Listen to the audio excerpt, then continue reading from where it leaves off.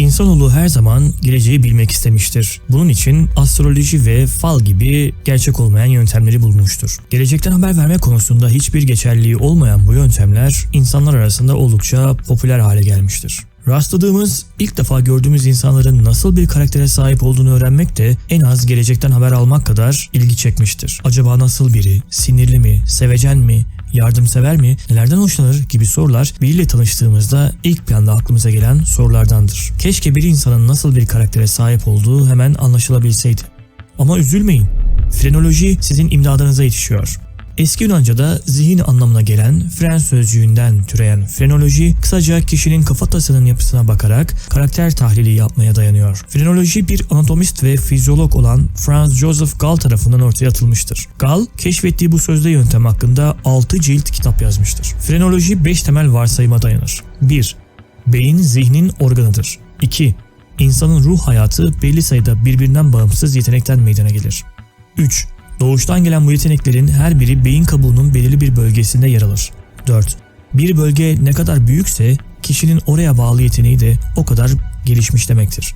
5. Kafatasının dış yüzeyi ile onun arkasındaki beyin yüzeyinin konturları birbiriyle o kadar uyumludur ki birincisini inceleyerek içerideki beyin bölgelerinin büyüklüklerini saptamak mümkündür. Bu fikre göre iyi yürekli, yardımsever bir insanın beynindeki yardımseverlik bölgesinin çok gelişmiş olduğu söylenebilir ve bu gelişmişlik de kafatasının yapısına bakılarak anlaşılabilir. Gall, beyinde 26 bölge keşfetmiştir. Ondan sonra gelen J.K. Spurzheim ve George Combe bu sayıyı 33'e çıkarmışlardır. Neler yok ki bu bölgeler arasında? Sevecenlik, çoluk çocuğa düşkünlük, ağzı kapalılık, uyumluluk, geçimsizlik, yıkıcılık, yapıcılık, kendini takdir, onaylanma arzusu, tedbirlilik, iyilikseverlik, dürüstlük, kararlılık, paraya düşkünlük, umut, merak, idealizm, zeka, taklitçilik, bireycilik vesaire. Şimdi ortada böyle bir iddia varsa yapılması gereken şey tabii ki de beyin üzerinde deneyler yapmaktır. O zamanlarda da bunu yapan bilim insanları ortaya çıkmış. Fransız beyin anatomisti Pierre Flourens, beynin çeşitli bölgelerinin işlevlerini tespit etmek için tavuklar üzerinde deneyler yapıyor.